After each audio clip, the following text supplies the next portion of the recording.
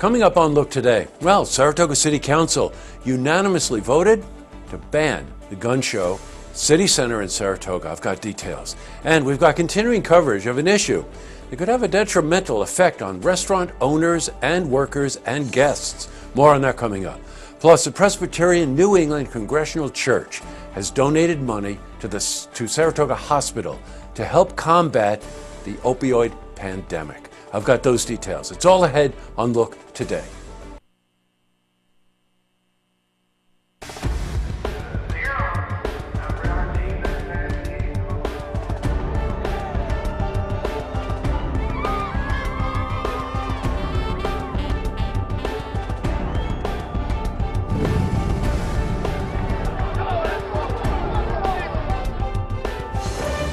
Welcome everyone, and happy Friday. I'm Jay Hood Jackson. This is Look Today. In tonight's program, I sit down with Peter Martin. He's the Public Safety Commissioner, City of Saratoga Springs, and he's here to talk about the Complete Streets Initiative. I also sit down with Laura Dorado. Now, she's a new Executive Director of the National Museum of Dance in Saratoga, and she's here to talk about her vision for the museum and upcoming events. Plus, we've got your weekend weather for the Tri-North counties, but first, these headline stories. Well, here's a good one. In our lead story, Saratoga City Council met today, special session, and unanimously passed an addendum to the city's lease agreement with the Saratoga City Center. Now, both the City Center Authority and the City Council voted to pass an amendment which will prohibit the sale and display of modern firearms and ammunition within the city center. Now, this is the first step in addressing the safety of employees and residents at city facilities. Now, there are some members of the public who were concerned that this amendment is a violation of the Second Amendment. And we were at the meeting where Commissioner of Accounts John Frank responded to that. I don't think this is moving fast. I think actually it's moved way too slow, way too slow. How many times does this have to happen before somebody does something? I can't believe on the federal level how this is lasting. There's no infringement here. So we can go to Walmart and buy it done. Not in our city. We also spoke to the Executive Director of the Saratoga City Center, Ryan McMahon, about the City Center's response to this. The Center Authority met and voted unanimously to accept the lease provisions proposed by Mayor Kelly. This has been an ongoing discussion for the past several years, and I think at the end of the day, a citizen-appointed board felt they needed to respect the will of the people in the last election. Okay, in other news, well, we've got continuing coverage of an issue that could have a detrimental effect on restaurants, service industry workers, and even customers. Governor Cuomo is considering eliminating what's called the lower tipped minimum wage plan. Now, that affects most waiters, bussers, and bartenders.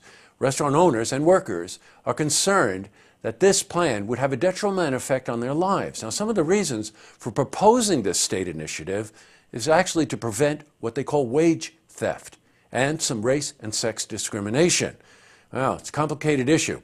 We were at the Adirondack Pub and Brewery today, and we spoke to Molly Christensen.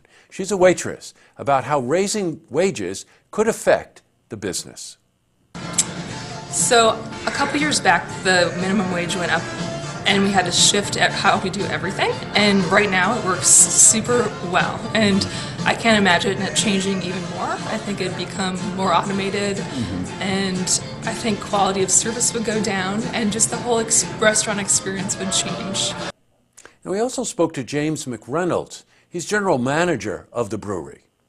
I think there should be discussion. I'm not sure why there's not some sort of voting happening. It's, from what I understand, an executive order, so 3 people get to vote on the outcome of thousands of employees. It doesn't really seem fair to me. It doesn't really make any sense. I've seen a lot on social media, and I like the fact that the Labor Department's having these hearings, and I just would urge everybody to go out and just talk about it as much as possible.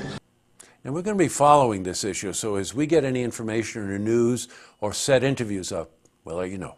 Switching from news to weather.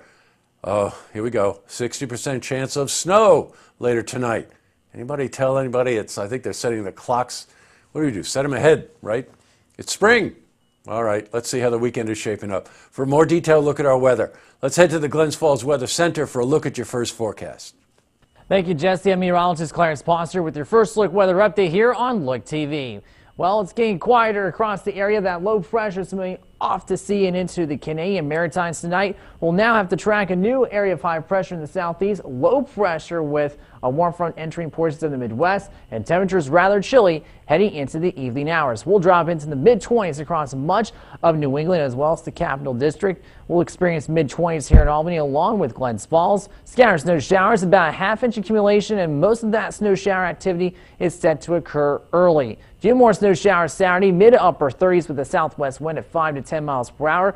We'll be lower to mid 30s walking out the door with a few morning snow showers along with west winds at 10 miles per hour. Extended will be dry on your Sunday, but snow chances back from Monday and Tuesday as a new low pressure system will be making its way just missing the northeast coastline with mid to upper 30s for highs, overnight lows in the mid 20s, 30% chance of snow showers, partly sunny skies on Wednesday, highs in the mid 30s. That snow system on Monday and Tuesday will need to be closely monitored as it could be a milder nor'easter, not as potent as the previous two systems, but yet we'll still need to watch those models pretty closely. That was your weather update here on First Look Weather on Look TV. I'm meteorologist Clarence Ponser. Now send it back to you, Jesse.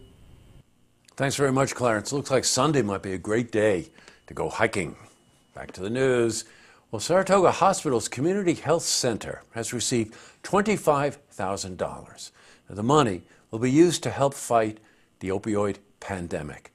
The gift is from the Presbyterian New England Congregational Church. Now, the U.S. Center for Disease Control recently reported that there's been a 30% increase in opioid overdoses, not since 2 years ago, not since 1 year ago, 14 months. Well, we reached out to Pastor Kate Forer and the church, and we'll have more for you regarding this on Monday. Up next, I sit down with Peter Martin. He's Public Safety Commissioner, City of Saratoga Springs, and he's here to talk about an initiative called Complete Streets. Plus, I also sit down with Laura Dorado.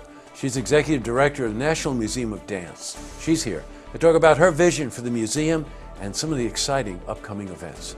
But first, if you see news happening, you want to share a story idea, how about join us for an interview? Then give us a call on the hotline. The number is 798-8000.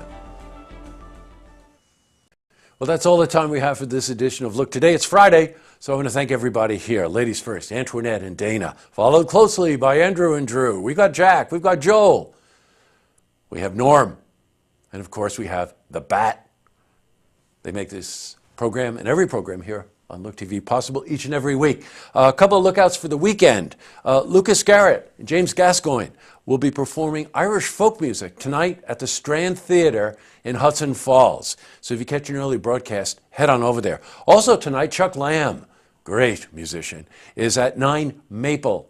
That's the name of a place right here in Saratoga Springs. And another reminder that the art exhibit at LARAC featuring local artists is this weekend as well. That's LARAC in Glens Falls.